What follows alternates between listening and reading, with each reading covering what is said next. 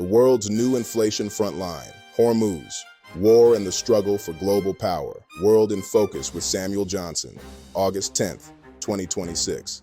Hello and welcome. I'm Samuel Johnson, and this is World in Focus, where we take a closer look at the forces reshaping global power, economics, and international affairs.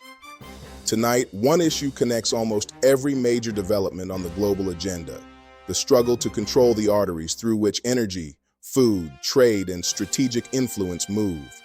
From the Strait of Hormuz to Gaza, from the Black Sea to Saudi Arabia, military confrontation is threatening the infrastructure of the world economy. At the same time, we see sharply different employment signals in North America and industrial shifts in China and Germany. These developments may appear separate. They are not. Together, they reveal a world in which geopolitical power is becoming more fragmented and economic security is replacing pure efficiency. The most consequential development is the Strait of Hormuz. It has become the world's inflation switch. Shipping movements are constrained, and control of the waterway is now part of the bargaining process. Diplomacy is moving, but shipping remains hostage. Iran is demanding concessions from Washington, including sanctions relief and the release of frozen assets, while shipping channels remain undefined. Hormuz is one of the most important strategic passages. In normal conditions, roughly 1/5 of global oil and liquefied natural gas supplies pass through it, connecting the Persian Gulf with Asia and Europe. Who bears the cost while negotiations continue? Consumers do, through fuel prices. Businesses do, through insurance and freight. And central banks do, because another energy shock prevents lower interest rates. A second test is unfolding in Gaza. The dispute is no longer about the roadmap itself, but about who must surrender leverage first, what we call the sequencing trap. Prime Minister Netanyahu faces an election on October 27th. His political survival may depend on opposing concessions while the U.S. pushes for a demonstrable diplomatic breakthrough. In the Black Sea, Russia's latest strikes on Odessa port infrastructure weaponize food security. If export capacity is reduced, bread prices in Cairo, Dakar, and Freetown will feel the impact. The Middle East energy system is also under pressure from Yemen.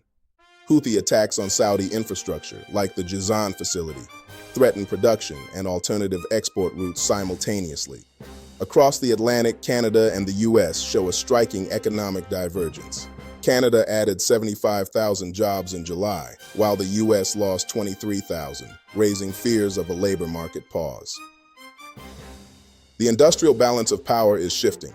China is relying less on German machinery while competing directly in electric vehicles and clean technology, challenging the pillar of Germany's economic model. Taiwan plans a 16% increase in defense spending to $31 billion. The budget is not just about spending, it's about whether Taiwan can buy the right kind of asymmetric deterrence. In Africa, the DRC Ebola outbreak has exceeded 4,200 cases. Conflict and strikes by unpaid health workers are undermining containment of a strain with no approved vaccine. Extreme weather is now a recurring financial shock. With billions in wildfire costs and record heat waves, climate adaptation is no longer optional. It is infrastructure and insurance policy. The strategic implications are clear. Economic security now depends on physical security, and inflation is increasingly geopolitical. Central banks cannot reopen chokepoints with interest rates. I'm Samuel Johnson, and this has been World in Focus, where we go beyond the headlines to understand what is happening and what comes next. Until next time, stay informed, think critically, and keep the world in focus.